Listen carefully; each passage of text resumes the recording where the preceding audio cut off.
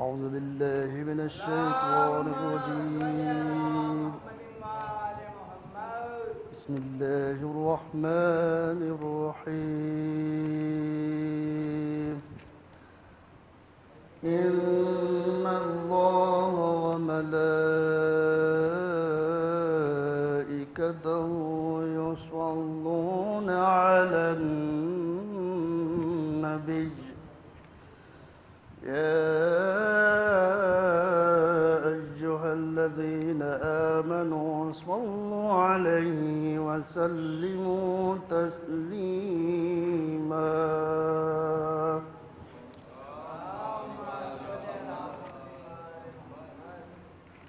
أعوذ بالله من الشيطان الرجيم. بسم الله الرحمن الرحيم.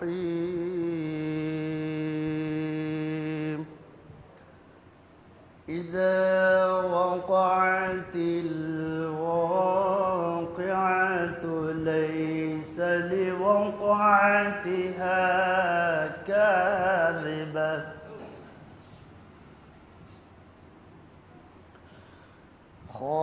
خافضة رافعة إذا رجت الأرض رجا وبست الجبال بسا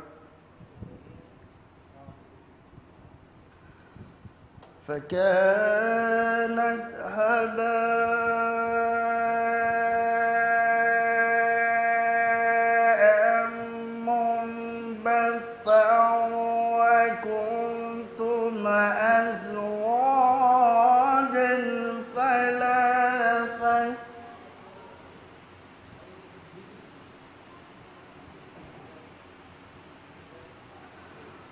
فأصحاب الميمنة ما أصحاب الميمنة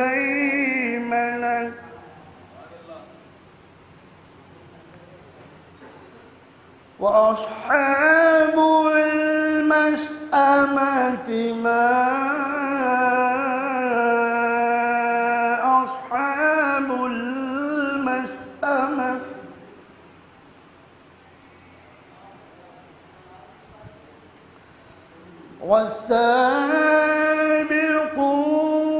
والسابقون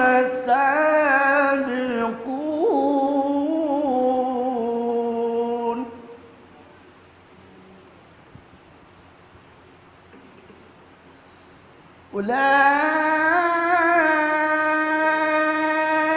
أولئك المقربون في جنات النعيم ثلة من الأولين وقليل من الآخرين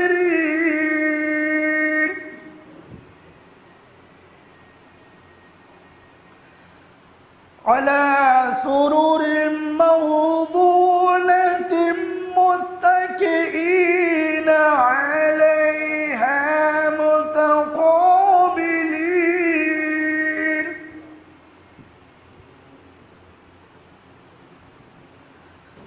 يطوف عليهم ولدان مخلدون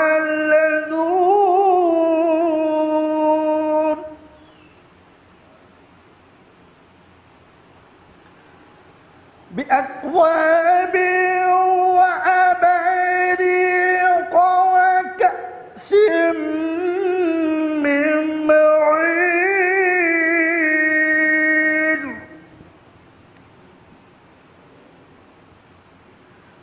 لا يصدعون عنها ولا ينزفون وفاكهة مما يتخيرون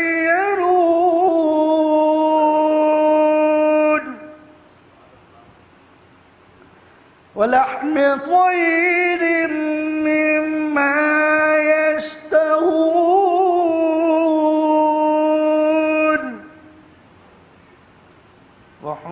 وحور عين كأمثال اللؤلؤ المكنون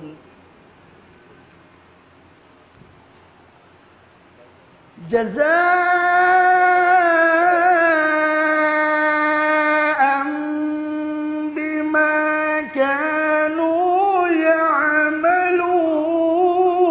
يعملون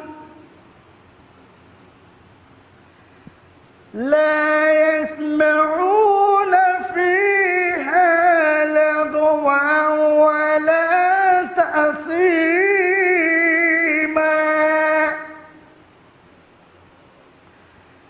إلا قيلا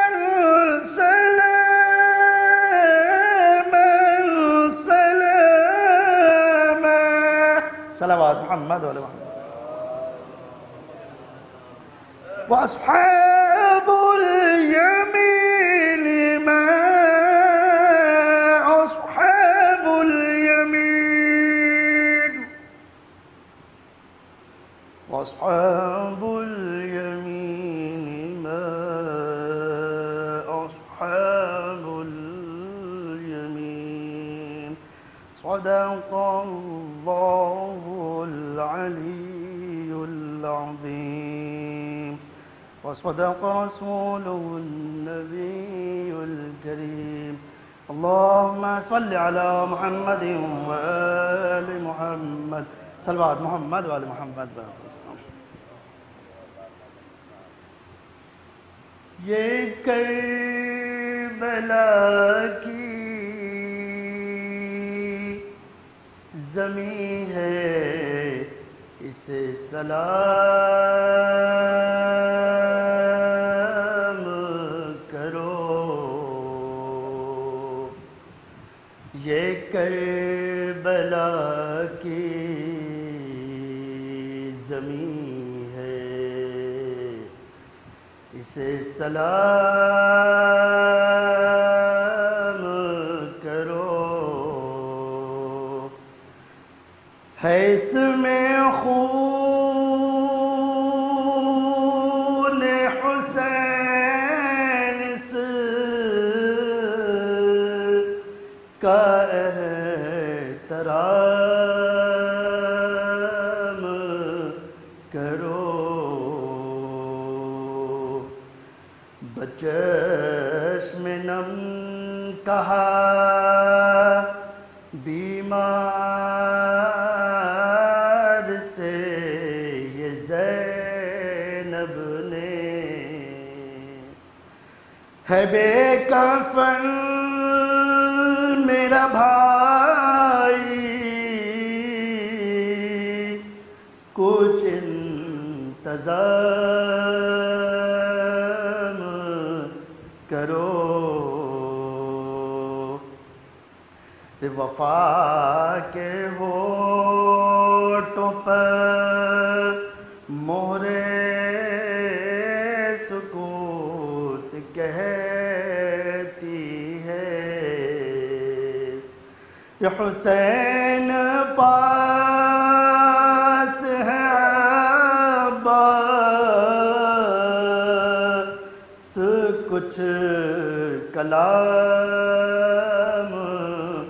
کرو کہے تو کیسے علمدار سے کہے زینب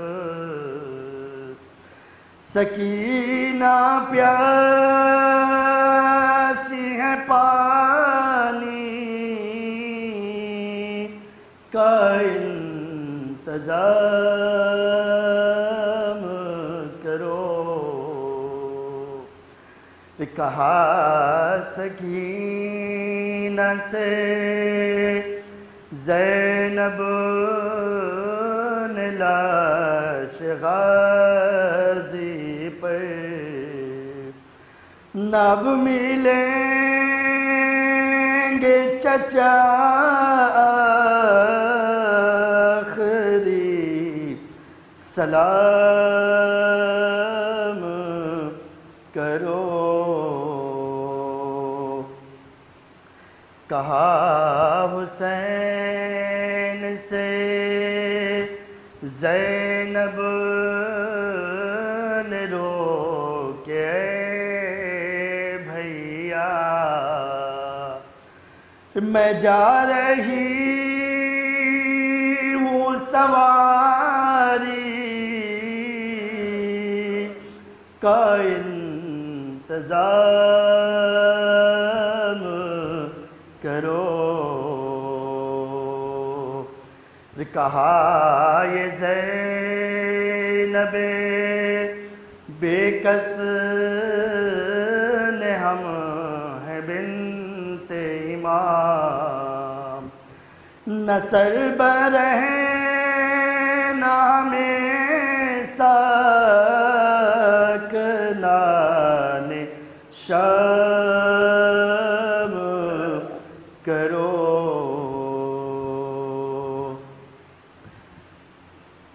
سکینہ مر گئیں، زینب نے آہ بھر کے کہا، اسیر و ماتم بنت شہ انام کرو۔ یہ کربلا کی زمین ہے، اسے سلام کرو۔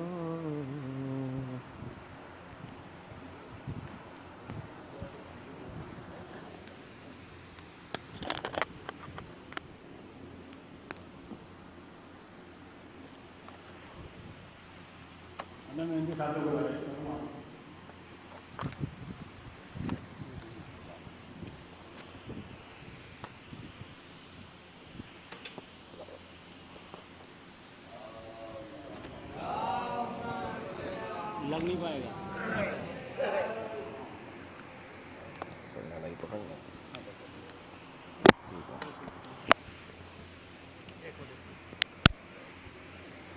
نعرہ حیدری، نعرہ صلوات، اللہم صلی علی محمد۔ بسم اللہ الرحمن الرحیم۔ ایک مطلب دو تین شعر بس، مطلب پیش خدمت ہے، بالکل تازہ کلام کہ پڑھ لو ایک ایک نقش اپنے چہرے کا اچھی طرح، کہ پڑھ لو ایک ایک نقش اپنے چہرے کا اچھی طرح، سیرت سرور کا دیکھو آئینہ اچھی طرح، سیرت سرور کا دیکھو آئینہ اچھی طرح۔ شعر پیش خدمت ہے کہ مانگنے سے پہلے ہو جاتی ہے پوری ہر دعا، کہ مانگنے سے پہلے ہو جاتی ہے پوری ہر دعا، ہم در عباس سے ہیں آشنا اچھی طرح، مانگنے سے پہلے ہو جاتی ہے پوری ہر دعا، ہم در عباس سے ہیں آشنا اچھی طرح۔ اور کربلا کی ہے حکومت مٹ گیا نام یزید، کربلا کی ہے حکومت مٹ گیا نام یزید، حق و باطل کا ہوا ہے فیصلہ اچھی طرح، کہ کربلا کی ہے حکومت مٹ گیا نام یزید، حق و باطل کا ہوا ہے فیصلہ اچھی طرح۔ اور ہم حسینی ہیں کبھی ہم موت سے ڈرتے نہیں، ہم حسینی ہیں کبھی ہم موت سے ڈرتے نہیں، جتنا چاہے کر لو تم ظلم و جفا اچھی طرح، جتنا چاہے کر لو تم ظلم و جفا اچھی طرح۔ دو شعر کی زحمت ہے کہ مسکرا کے اصغر بیشین نے جیتی ہے جنگ، کہ مسکرا کے اصغر بیشین نے جیتی ہے جنگ، کر دیا ہے حرملہ کا خاتمہ اچھی طرح، کر دیا ہے حرملہ کا خاتمہ اچھی طرح آخری شعر کہ شہ کے در سے ہو کے جائیں گے بآسانی وہاں، کہ شہ کے در سے ہو کے جائیں گے بآسانی وہاں، خلد کا ہم کو پتہ ہے راستہ اچھی طرح، خلد کا ہم کو پتہ ہے راستہ اچھی طرح۔ مقطع پیش خدمت ہے کہ شاعروں کی، ساجد ملاحظہ کریں کہ شاعروں کی انجمن میں کیا ہے مہدی کا وجود، شاعروں کی انجمن میں کیا ہے مہدی کا وجود، جانتی ہیں اس کا رتبہ سیدہ اچھی طرح، شاعروں کی انجمن میں کیا ہے مہدی کا وجود، جانتی ہیں اس کا رتبہ سیدہ اچھی طرح۔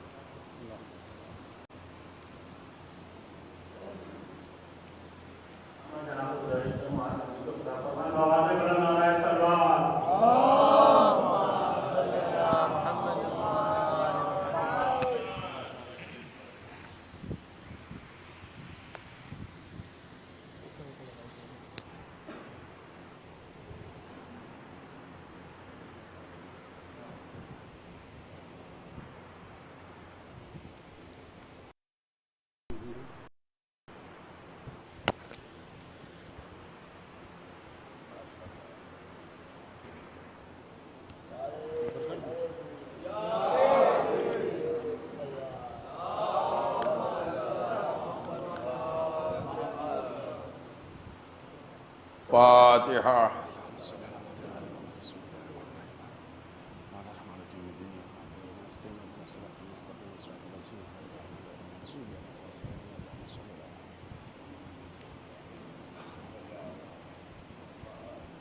اعوذ باللہ من الشیطان اللعین الرجیم، بسم اللہ الرحمن الرحیم۔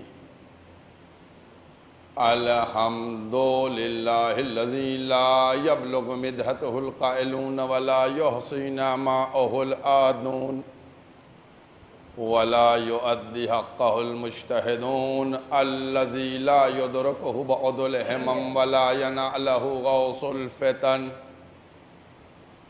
الذي ليس لصفته حد محدود ولا نعت موجود ولا وقت معدود ولا عجل ممدود،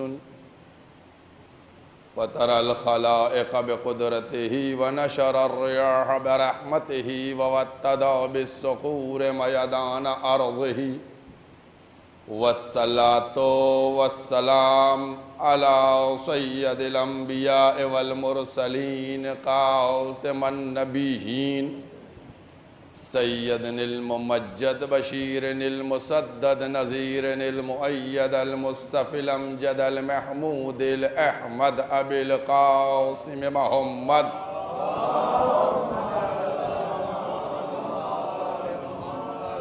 وأهل بيته طيبين الطاهرين المعصومين المظلومين، أما بعد فقد قال الله سبحانه تبارك وتعالى في كتابه المحكم وخطابه المتقن وقوله الأحسن، بسم الله الرحمن الرحيم، ومن الناس من يقول آمنا بالله وباليوم الآخر وما هم بمؤمنين۔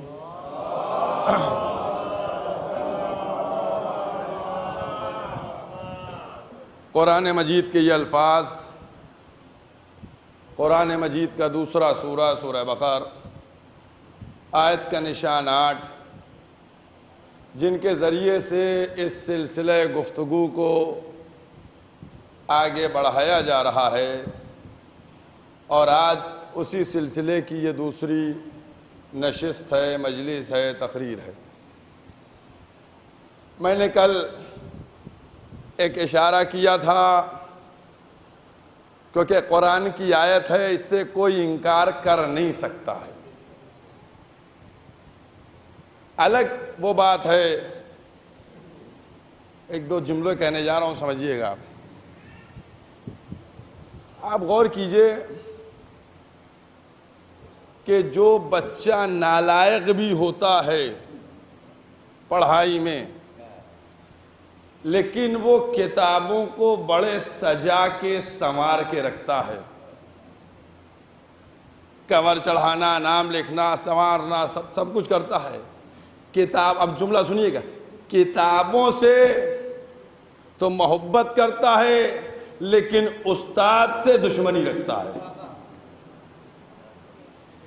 غور کیجئے گا، وہ نالائق بچہ کتابوں سے کیوں محبت کرتا ہے، استاد سے کیوں دشمنی کرتا ہے؟ استاد سے اس لیے دشمنی کرتا ہے کیونکہ وہ جانتا ہے کہ اگر ہم اسکول کے بجائے کہیں اور چلے گئے تو یہ ٹوکیں گے، یہ روکیں گے۔ کتاب ایسی ہے جو چپ رہے گی، نہ روکے گی نہ ٹوکے گی۔ اور کیا آپ نے تو کتاب سے محبت ہوتی ہے۔ اسی لیے کائنات کے سب سے بڑے نالائق نے جب اس کے سامنے کتاب آئی تو سب سے بڑے معلم سے کہا کہ کتاب کافی ہے اور کوئی ضرورت ہے۔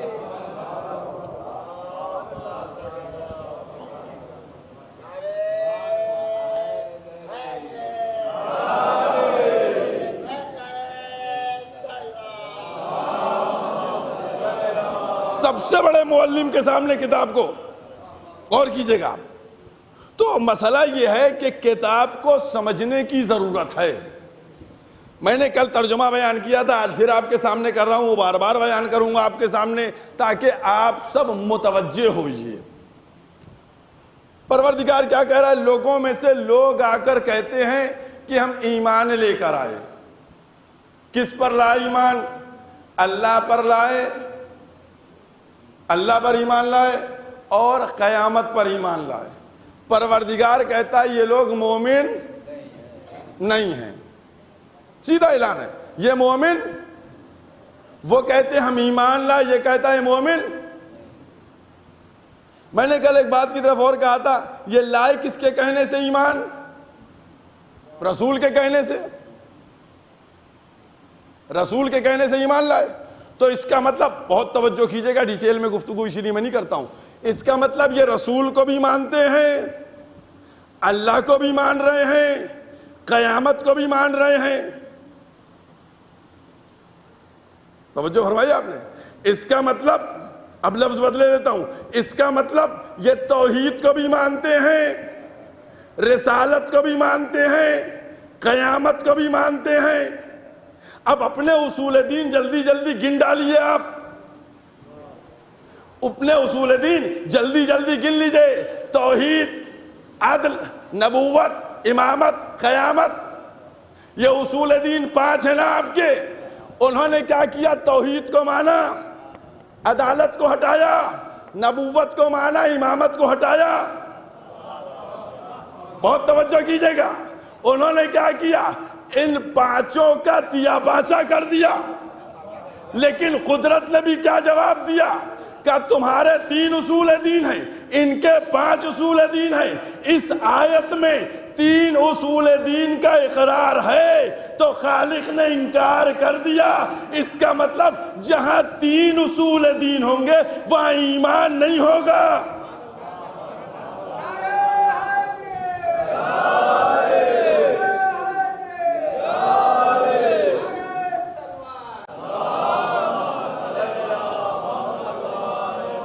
جہاں اصول دین 3 ہیں وہاں ایمان نہیں ہے۔ آپ کے سامنے آئے تھے، اور توجہ کیجئے گا، اسی لیے آپ غور کیجئے کہ پروردگار عالم، دیکھیے علم کس کس چیز سے آپ حاصل کر سکتے ہیں؟ علم کے حاصل کرنے کا ذریعہ کیا ہے؟ یا آنکھ ہے دیکھ کے لیے، یا کان ہے، اور کیا آپ نے، یا دل ہے۔ اور ایک ایک لفظ پہ غور کیجئے گا۔ کل میں نے جو 3 حدیثیں بیان کی تھی وہ آپ کے ذہنوں میں ہوں گی، ہیں؟ ان کا ریلیشن کہاں سے تھا؟ علی کے چہرے کو دیکھنا، علی کے فضائل اور علی کی محبت۔ بہت توجہ کیجئے گا۔ اب آئیے آپ قرآن مجید کا 7واں سورہ، سورہ اعراف، آیت کا نشان 179، اطمینان سے جا کر گھر میں کھولیے گا، اور کھولنے کے بعد اس کے نیچے دیے ہوئے مہین مہین ترجمے کو پڑھیے گا، اس میں لکھا ہوا تھا کہ بہت سے لوگ جناتوں میں سے وَلَقَدْ ذَرَانَ لِجَهَنَّمَ كَثِيرًا مِنَ الْجِنِّ وَالْإِنسِ، بہت سے جناتوں اور انسانوں میں سے جہنم میں جائیں گے، اکثریت جہنم میں جائے گی۔ اس کا مطلب کوئی اکثریت پہ ناز نہ کرے۔ اور کیا آپ نے یہ جہنم میں کیوں جائیں گے؟ یہ کیوں جائیں گے؟ لہم قلوب، ان کے پاس دل ہے، غور و فکر نہیں کرتے۔ لہم اعین، ان کے پاس آنکھیں ہیں، دیکھتے نہیں ہیں۔ لہم اذان، کان ہیں، سنتے نہیں ہیں۔ غور کیا آپ نے؟ نہیں کیا؟ اس کا مطلب دیکھیے وہی تین چل رہے ہیں، کان، آنکھ، دل۔ کان، آنکھ، دل، انہی تین کا تذکرہ برابر ملے گا آپ کو قرآن میں، اور صرف یہاں 7ویں سورے میں نہیں، 70ویں سورے میں بھی جائیے گا تب بھی یہی ملے گا۔ سمجھ گئے؟ کیوں؟ آنکھیں دیکھتے نہیں ہیں، یعنی مطلب جس کے آنکھیں ہوں اور دیکھیں نہیں وہ جہنمی ہیں، جس کے کان ہو اور وہ سنے نہیں جہنمی ہے، جس کے دل ہو وہ غور و فکر نہ کرے وہ جہنمی ہے۔ بہت غور کیجیے گا، اس کا مطلب آپ کو ایک چھوٹی سی مثال دیتا ہوں۔ اکثر ایسے ہوتا ہے کہ بچہ بیچارہ دوڑ رہا ہے، جا رہا ہے، گر گیا ٹھوکر کھا کے، آپ فرماتے ہیں بیٹا دیکھ کے چلا کرو، ہے کہتے نہیں کہتے؟ دیکھ کے چلا، تو کیا ابھی تک آنکھیں بند کر کے چل رہا تھا؟ ابھی تک آنکھیں بند تھی اس کی؟ کہا نہیں، دیکھی تو رہا تھا۔ پتہ یہ چلا کہ جو دیکھنے کے تقاضے ہیں ان کو وہ ادا نہیں کر رہا تھا۔ دیکھ تو رہا تھا لیکن ان تقاضوں کو ادا نہیں کر رہا تھا، تبھی وہ گر گیا اور آپ کو کہنا پڑا کہ بیٹا دیکھ کے چلا کرو۔ بہت توجہ کیجئے گا۔ تو اب یاد رکھیے، آنکھیں تو ہیں، کان تو ہیں، دل تو ہے، وہ آنکھوں ہونے کے باوجود دیکھتے نہیں ہیں، دل ہونے کے باوجود اس سے غور و فکر نہیں کرتے، کان ہونے کے باوجود وہ سنتے نہیں ہیں۔ ایسے لوگ جہنم میں جائیں گے۔ ابھی میں نے کیا کہا؟ علم حاصل کرنے کے کئی طریقے بتائے تھے، کان، آنکھ، دل، غور و فکر کر کے حاصل کیجئے گا، یا سن کے یا دیکھ کے۔ اب لازم تھا پیغمبر اسلام کے اوپر کہ جب وہ دین کی تبلیغ کریں اور لوگوں کو بتائیں، لوگوں کو پہچنوائیں اور پہنچائیں، تو ان تین چیزوں کا خاص خیال رکھیں، تاکہ کوئی اندھا یہ نہ کہے کہ میں دیکھ نہیں پایا، کوئی بہرا یہ نہ کہے کہ میں سن نہیں پایا۔ اللہم وعلا من وعلا۔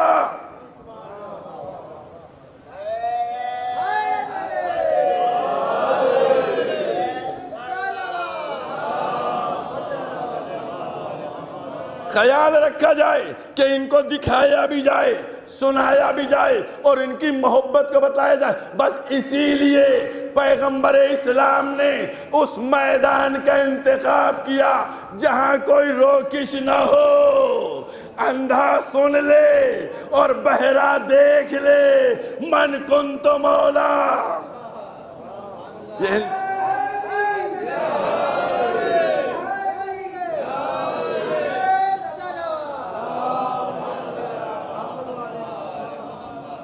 یہ انتظام الہی ہے، اس لیے انتظام کیا۔ اور یاد رکھیے، جو خالق کائنات نے کس طریقے سے، میں نے کیا کہا کہ اصول دین میں سے توحید کو بھی ہٹایا گیا ہے اور امامت کو بھی ہٹایا گیا ہے، توحید کے ساتھ عدالت کو ہٹایا گیا، نبوت کے ساتھ امامت کو، ان دو کو کیوں ہٹا دیا؟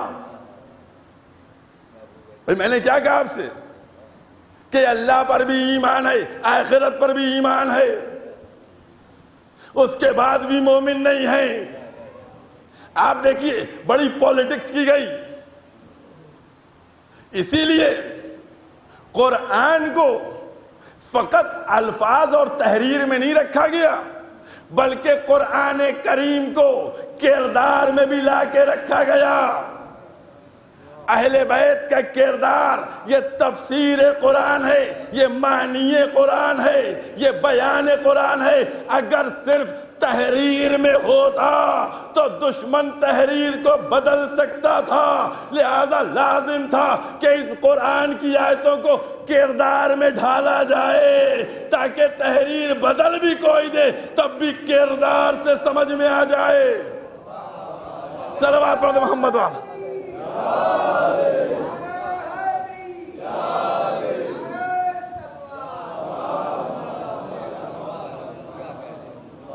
اب کیوں توحید کے ساتھ عدالت کو کیوں ہٹایا؟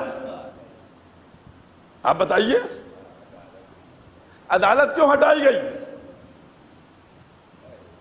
ہے سوال نہیں ہے، امامت کو آپ سوچ سکتے ہیں، لیکن عدالت کیوں ہٹائی؟ بہت سیاست کی گئی۔ عدالت کیوں؟ عدالت اس لیے ہٹائی گئی، عدالت اس لیے ہٹائی گئی کہ اب اچھا ایک بات اور غور کر لیجیے آپ، میں مسلمانوں سے کہنا چاہتا ہوں بھائی عدالت کا تقاضا یہ ہے کہ جو جیسا کرے اس کو اس کی ویسی جزا ملے، اگر برا کرے تو سزا ملے، اچھا کرے تو جزا ملے۔ عدالت کا تقاضا یہی ہے۔ تو اگر تم نے عدالت ہٹا دی تو اس نے نمازی کو جہنم میں پھینک دیا تو تم کیا کرو گے؟ کیونکہ عدالت تو ہے نہیں۔ ذات باری تعالیٰ کے ساتھ ہم عدالت کو اسی لیے کرتے ہیں کہ عدالت ہوگی تبھی تو جو نمازی ہوگا اس کو جزا ملے گی، جو نمازی نہیں ہوگا اس کو سزا ملے گی۔ بہت غور کیجئے، جو نمازی نہیں ہوگا اس کو سزا ملے گی۔ انہوں نے عدالت سے اس لیے عدالت کو ہٹا دیا کہ جب عدالت کو ہٹا دیں گے تو اب کچھ بھی پاسبل ہوگا۔ بہت توجہ کیجئے، کچھ بھی پاسبل ہوگا تو اب یہ نعرہ بلند کر سکتے ہیں کہ شیطان ہے، وہ بہکا رہا ہے، لیکن ہدایت کرنے والا کوئی نہیں ہے۔ بھئی اتنی وضاحت نہ کروائیے، ہدایت کرنے والا نہیں، لیکن خالق کا انداز یہ تھا کہ تقاضائے عدل یہ تھا کہ اگر شیطان بہکانے کے لیے موجود ہے تو پردہ غیب میں ہادی ہدایت کے لیے موجود۔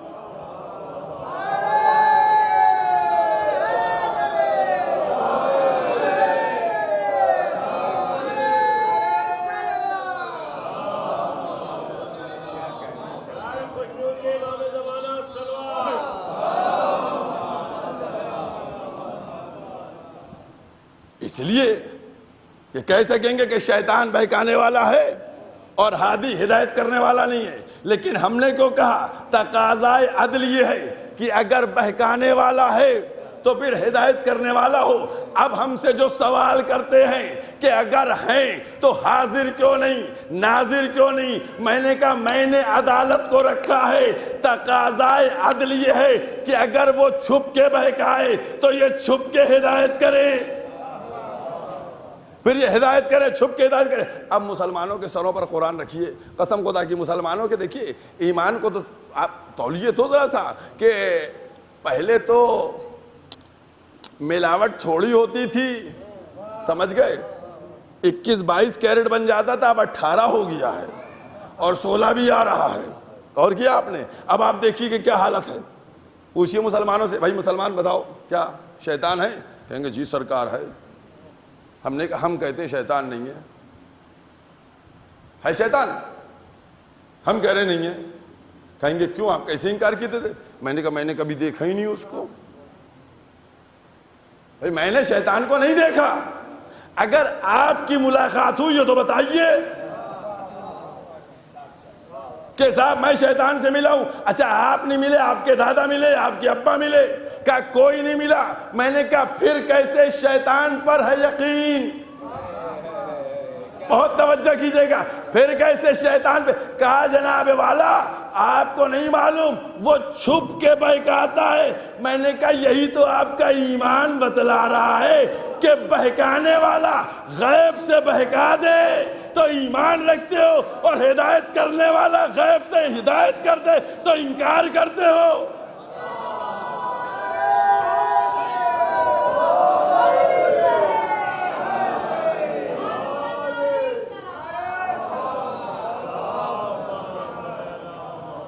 یہ متفرق صلوات کو ہٹا کے ایک دفعہ باواز بلند صلوات پڑھنا دے.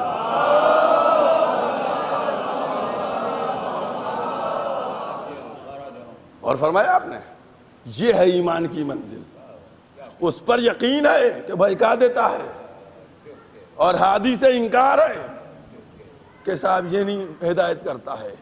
تقاضائے عدل یہ تھا کہ اگر وہ چھپ کے بہکائے تو یہ چھپ کے ہدایت کریں, تبھی تو تمہارا ایمان تولا جائے گا نا. اگر حاضر و ناظر ہوگا تو ابلیس کہہ سکتا تھا کہ اے پروردگارا ہم تو چھپ کے بہکاتے ہیں, یہ ظاہر بظاہر ہیں. خالق نے کہا نہیں, ہم اپنے بندوں کے ایمان کو خود دیکھ لیں گے. چھپ کے جائے گا. اب جہاں ایمان ہوگا, جہاں یقین ہوگا, وہاں پتہ چل جائے گا کہ کون مومن ہے اور کون منافق ہے. صلوات پڑھ دے محمد و آلہ محمد.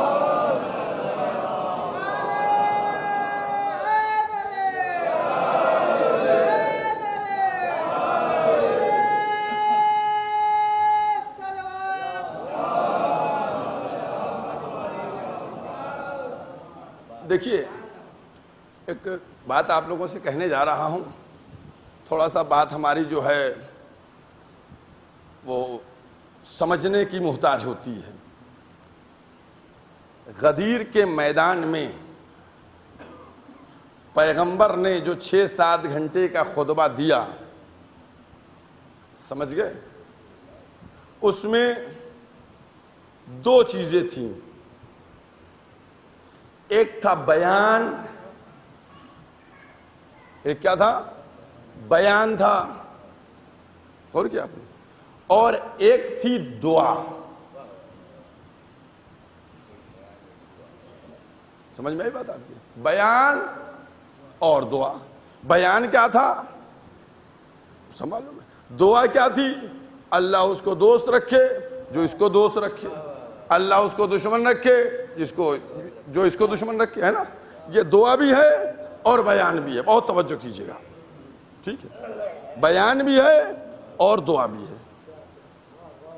بہت غور کیجئے گا, بہت غور کیجئے گا. اب آئیے آپ یہ دونوں چیزیں ذہن میں رکھیے گا. مشرکین مکہ بیان رسول پر یقین رکھتے تھے یا نہیں رکھتے تھے؟ بتائیے. رسول کے بیان پر ان کو یقین تھا نہیں تھا, وہ الگ کلمہ پڑھتے تھے نہیں پڑھتے تھے الگ ہے, لیکن رسول کو کہتے کیا تھے؟ صادق. رسول کو صادق کہتے تھے. یعنی بیان رسول کے اوپر وہ کہتے تھے یہ سچ ہے. بہت توجہ کیجئے گا. دیکھیے میں کیا کہنے جا رہا ہوں آپ سے. میں نے کہا نہیں تھوڑے الفاظ میرے اور تھوڑی بات میری بہت آسانی سے آپ کے ذہنوں میں نہیں جائے گی, فکر کی ضرورت ہے. مشرک جو ہیں وہ رسول کی بات کو کہتے تھے یہ صادق ہے, یعنی زبان رسالت پر ان کو بھروسہ تھا. یہ مشرک کی کیٹیگری ہے, یہ مشرک کی کیٹیگری ہے. اب آئیے مباہلے میں کیا ہونا تھا؟ مباہلے میں ہونا تھی دعا. کلام ہو گیا نا. دیکھیے اب ہونی تھی دعا. دعا کے اوپر کس کو یقین تھا؟ عیسائیوں کو, کہ محمد جو دعا کریں گے وہ یقیناً کامل ہوگی.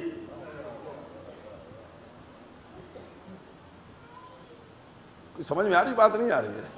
ہارڈ ہے تھوڑی سی.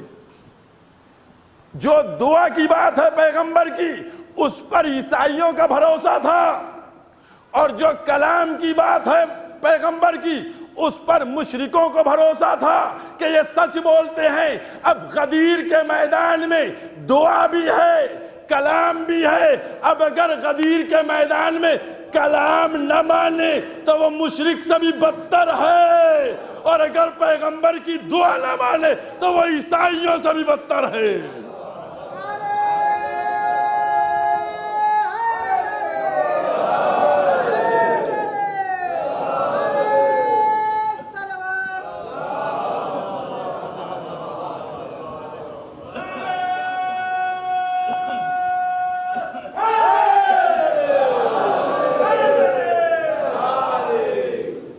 ایک اور صلوات پڑھ دی محمد والے محمد.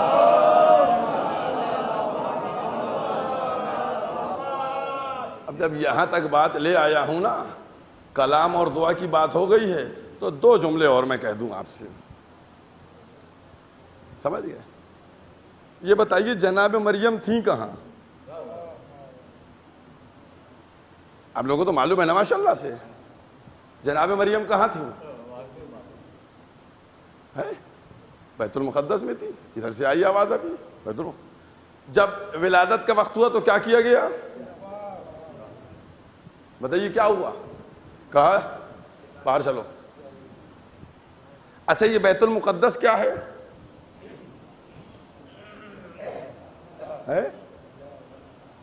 بیت المقدس. اب قبلہ اول تو آپ کہہ رہے ہیں تو آسان لفظوں میں یہ کہہ سکتے ہیں، جیسے ہم لوگ کہتے ہیں مسجد اللہ کا گھر ہے، اللہ کا گھر ہے، کہہ سکتے ہیں. تو تھی کہاں؟ اللہ کے گھر میں. وہاں سے کیا کیا گیا؟ کہ آؤٹ، باہر چلو مریم. ٹھیک، اس کا مطلب اللہ کے گھر میں ولادت کا معاملہ نہیں ہے. لیکن جب فاطمہ بنت اسد پہنچی،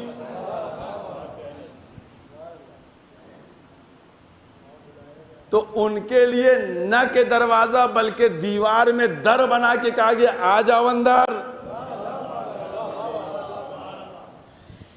یہ آپ لوگوں نے سب کچھ جانتے ماشاءاللہ سے، یہ کوئی نئی بات تو ہے نہیں، سب جانتے ہیں کہ مریم کو نکالا گیا تھا کہ جاؤ باہر جاؤ. یہ کوئی زچہ خانہ نہیں ہے. اور فاطمہ بنت اسد کو بلایا گیا تھا. کبھی ریزن آپ نے تلاش کیا کہ ریزن کیا تھا؟ سنا تو سب نے ہوگا بہت دفعہ. ریزن معلوم ہے آپ کو کہ ان کو کیوں کہا گیا کہ ان کے لیے ایگزٹ ہے، باہر چلو، ان کے لیے انٹری ہے کہ اندر آؤ؟ کبھی آپ نے اس کے ریزن کو سمجھا؟ ریزن کو آپ نے جانا اس کے لیے؟ نہیں جانا.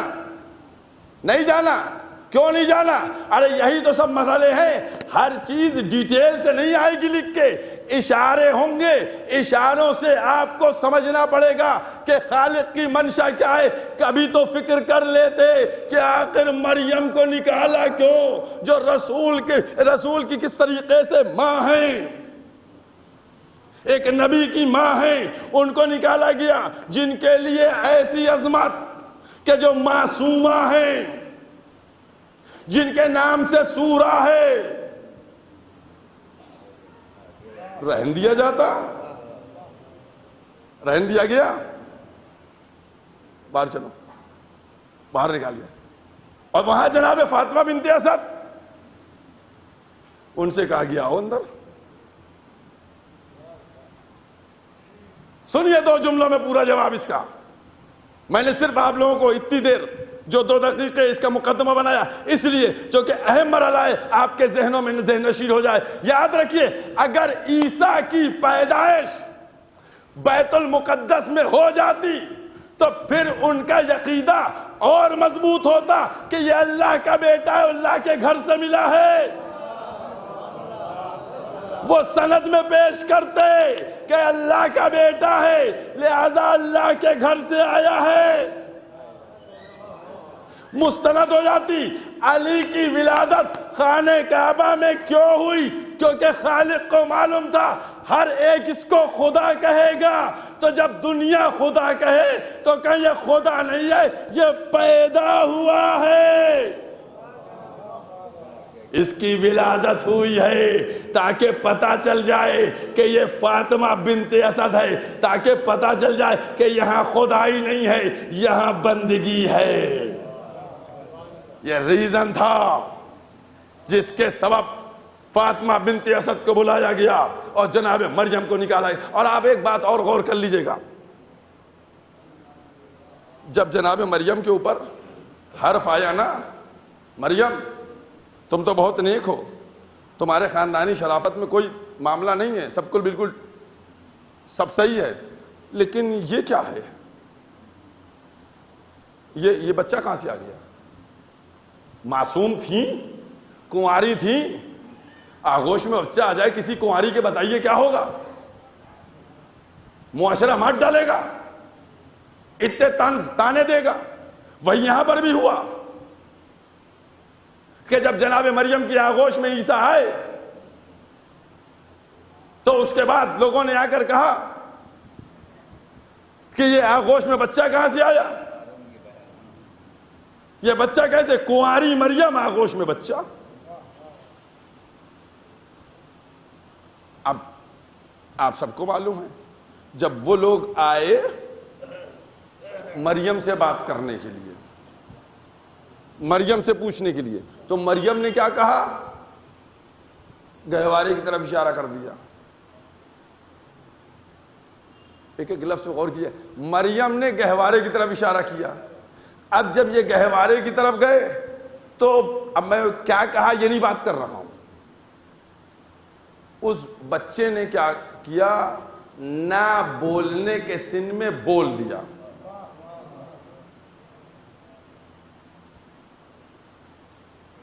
ایک صلوات پڑھیے محمد والے محمد۔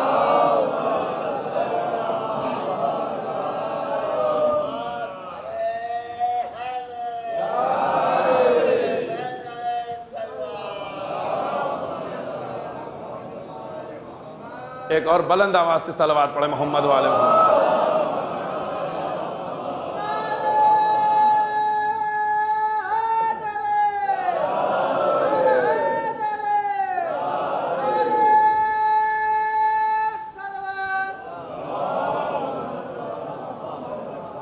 دیکھیے اب آپ کو ایک 2 دقیقے آگے ہو جائے گی گفتگو، لیکن نہیں، ایک میسج آپ کو پہنچانا ہے۔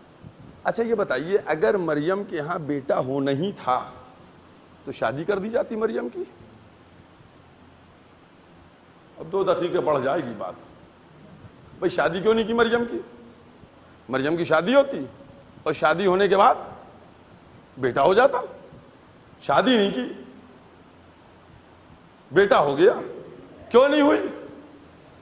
اب کیوں کہے گا کہ وہ کیسے شادی ہو جاتی؟ وہ تو معصومہ تھی، معصومہ تھی۔ تو میں نے کہا اگر معصومہ تھی تو کون سی بڑی بات تھی؟ اگر معصومہ تھی تو پروردگار عالم معصوم کو پیدا کر دیتا، کسی اور کو معصوم بنا کے پیدا کر دیتا، اور مریم کی شادی ہو جاتی اور عیسیٰ پیدا ہو جاتے۔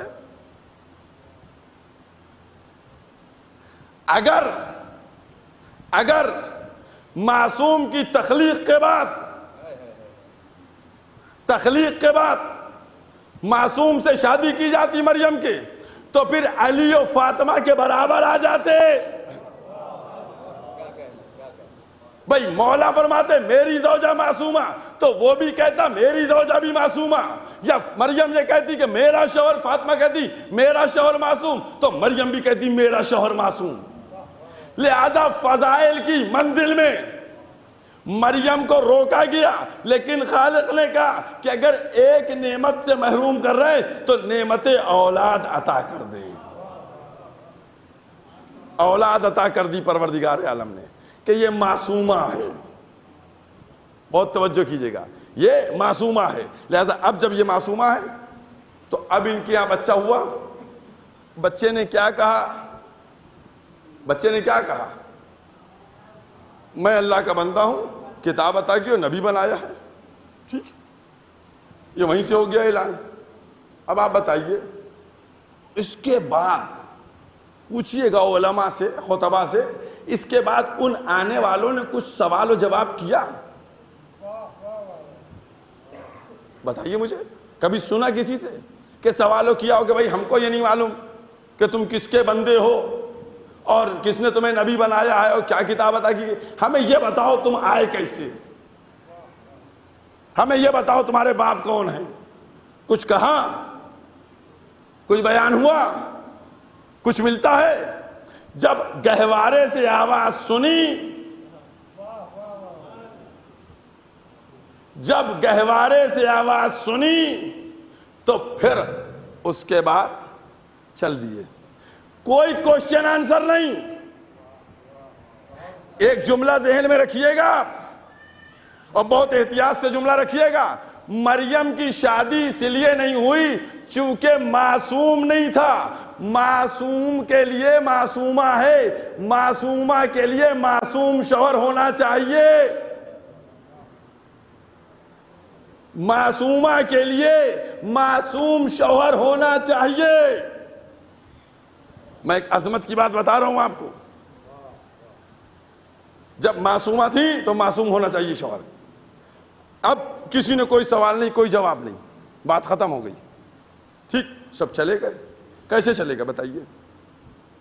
ان کو کوشچن آنسر کرنا چاہیے تھا یا نہیں کرنا چاہیے تھا؟ وہاں تو انہوں نے اپنی نبوت کا اعلان کیا ہے اور وہ لوگ یہ پوچھنے آئے نہیں تھے کہ آپ نبی ہیں یا نہیں نبی ہیں. کوئی سوال نہیں. بات کیا ہوئی؟ بات یہ ہوئی کہ جو لوگ آئے تھے اور آنے کے بعد جنہوں نے الزام لگا رہے تھے, جب انہوں نے یہ دیکھا کہ یہ بچہ نہ بولنے کے سن میں بولا تو اس کا مطلب یہ ہوا اس کی ماں معصومہ ہے. نہیں, مجھے جو کہنا ہے وہ جملہ سنیے گا آپ لوگ. ان آنے والوں نے یہ بتایا کہ اگر کسی کا بچہ, جملہ سنیے گا, سب آپ کے ذہن میں موجود ہے, اگر کسی کا بچہ نہ بولنے کے سن میں بولے تو ماں معصومہ ہوتی ہے. نہیں سمجھے آپ؟ اب تاریخ کو ڈھونڈیے کہ کون کون بچے تھے جو نہ بولنے کے سن میں بولے. جب ہم نے دیکھا نہ بولنے کے سن میں بولنے والے کی, تو ایک بچہ اور ہے. وہ کون سا بچہ ہے؟ کہ وہ بچہ ہے کہ جو ابو طالب کا لال ہے. اب میں نے یہاں سے ایک جملہ بدلا ہے, ابو طالب کا لال ہے, نہ بولنے کے سن میں بولا. بھائی میں نے آپ کے سامنے استدلال کیا, سب کے سامنے چینل پر بیٹھ کر کہ بھائی یہی تو وہ سمجھے کہ ماں معصومہ ہے. جب ماں معصومہ ہے تو نہ بولنے کے سن میں بولا, ماں معصومہ. تو علی نہ بولنے کے سن میں بولے تو ماں معصومہ. اور یہ طے کر کے آیا تھا کہ معصومہ کا شوہر معصوم ہوگا. تو اب تم بتاؤ, تم ابو طالب کے ایمان کی بات کرتے ہو, ہم عصمت سے قریب لا کے بات کرتے ہیں.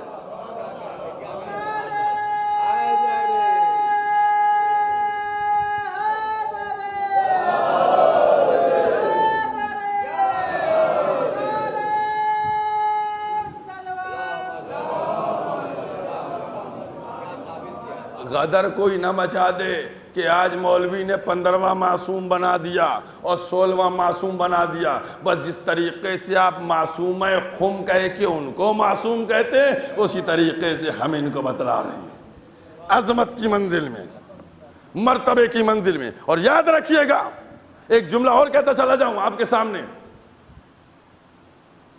جب ناقہ دیا گیا پیغمبر کو, سن لیجئے ایک جملہ اور, جب ناقہ دیا گیا پیغمبر کو کہ محمد معصوم ہیں, غیر معصوم کا احسان نہیں لیتے, لہذا پہلے اس کا معاوضہ لے لو. اب پتا چلا کہ کبھی بھی کوئی معصوم غیر معصوم کا احسان نہیں لے گا. تو اب آپ ہم کو بتائیے کہ جب ابو طالب کا جنازہ جا رہا تھا تو محمد کیا کرتے؟ میرا محسن چلا گیا, میرا محسن چلا گیا. اس کا مطلب جناب ابو طالب نے اتنے احسان کیے معصوم کے اوپر, بس. اور یہ کمال کی منزل ہے جناب ابو طالب کی. اور یاد رکھیے گا, کیوں نہ مرتبہ جناب ابو طالب کا بلند ہو. آج دنیا جس طریقے سے اسلام کو پا رہی ہے یہ صرف ابو طالب کی اولاد کا کرم ہے، جو دین بھی بچا ہوا ہے، شریعت بھی بچی ہوئی ہے، کتاب بھی بچی ہوئی ہے۔ عزاداران امام مظلوم، بس سب کے ذہنوں میں موجود ہے تاریخیں، دن، مراحل۔ آج 2 محرم ہے۔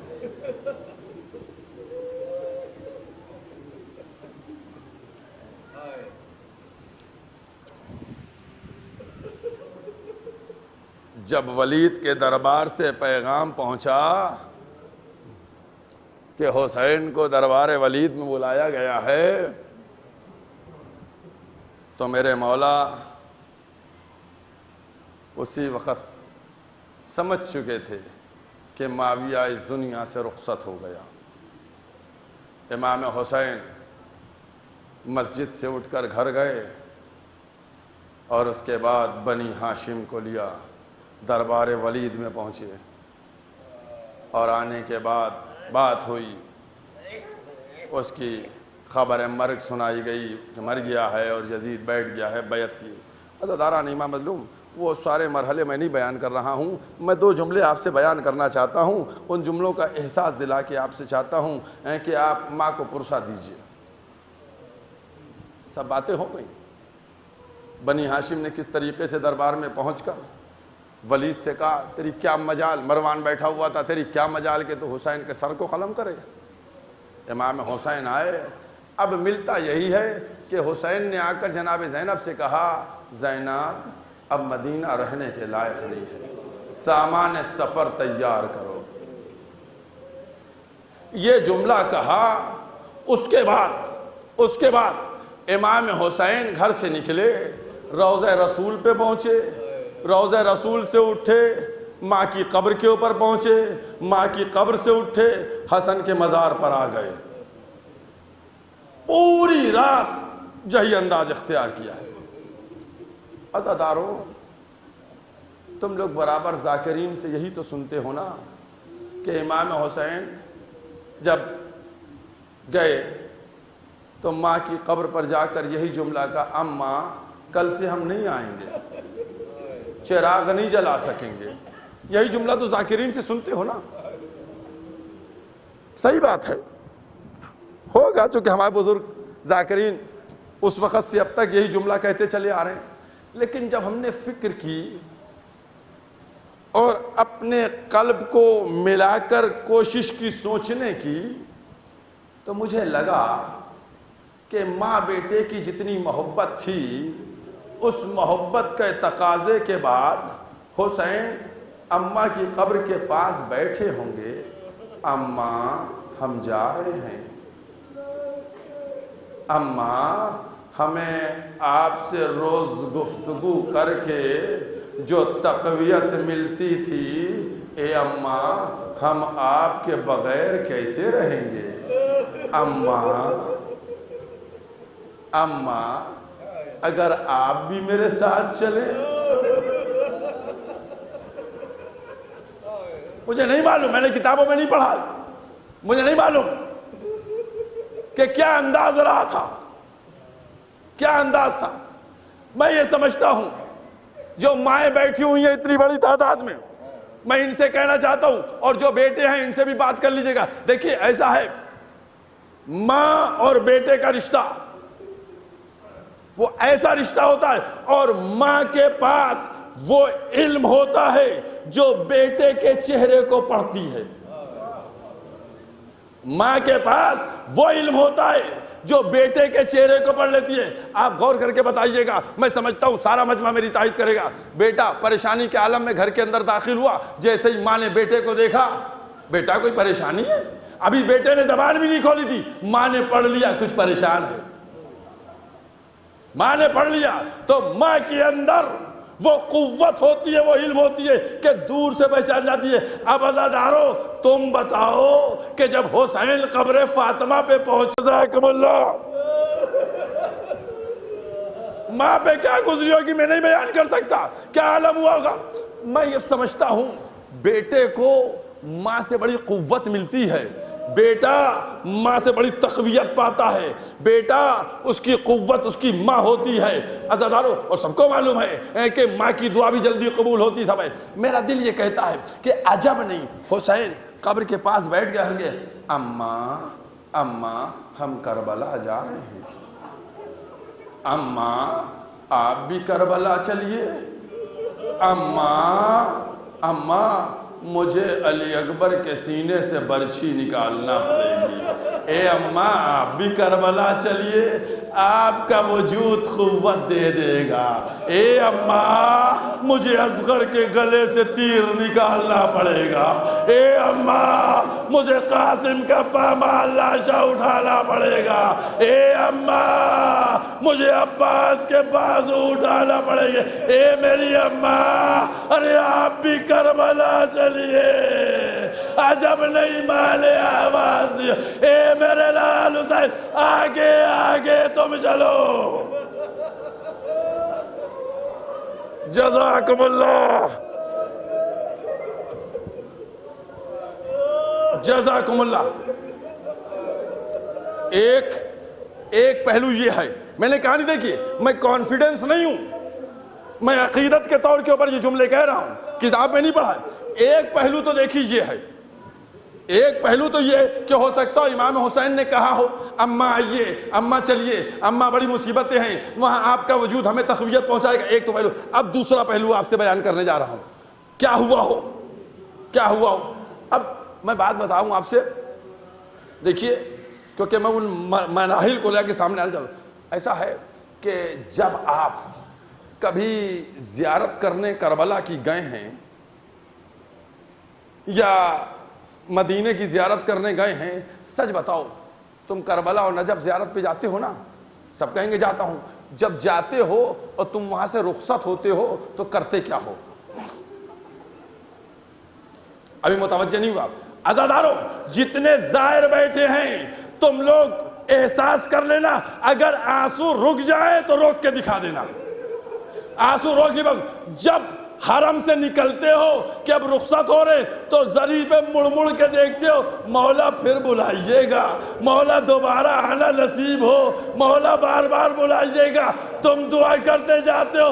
اب بتاؤ جب حسین ماں کے زری روزے کے سامنے جا رہے ہوں گے تو ان کو معلوم تھا دوبارہ نہیں آئیں گے، اے اماں خدا حافظ۔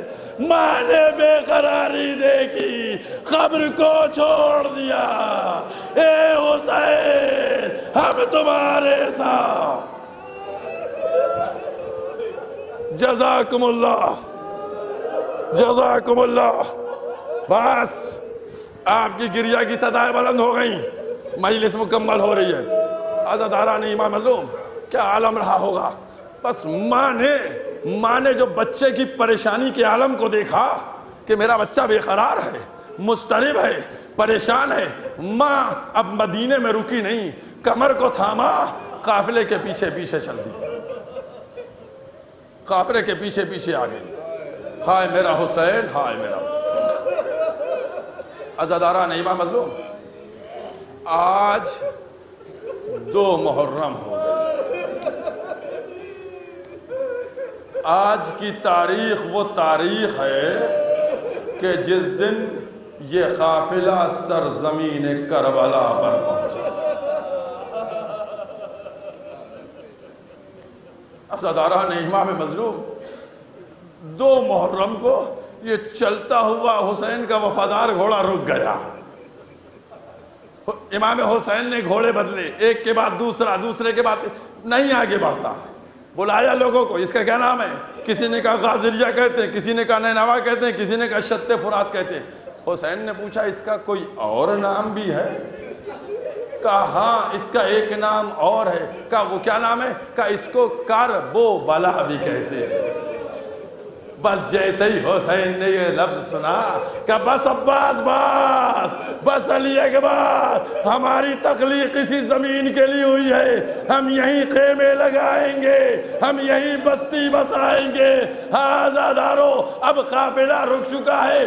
جناب زینب نے جلدی سے حسین کو بلوایا، جاؤ میرے بھائی حسین کو بلا کے لے کے آؤ۔ حسین گئے، کہا بہن آپ نے بلایا ہے؟ کہا بھیا یہ کون سی زمین ہے؟ بھیا یہ کس زمین کا نام کیا ہے؟ اے بھیا جب سے وہاں قافلہ رکا ہے دل بیٹھا جاتا ہے۔ کہا حسین نے کہا بہن اس زمین کو کرب و بلا بھی کہتے ہیں۔ جیسے ہی زینب نے نام سنا ایک دفعہ کہا بھیا یہ نام تو سنا سا لگتا ہے، یہ ماں نے سنا ہے۔ ایک دفعہ کہا بھیا یہی تو وہ نام ہے جو اماں سنتی تھی تو رونے لگتی تھی۔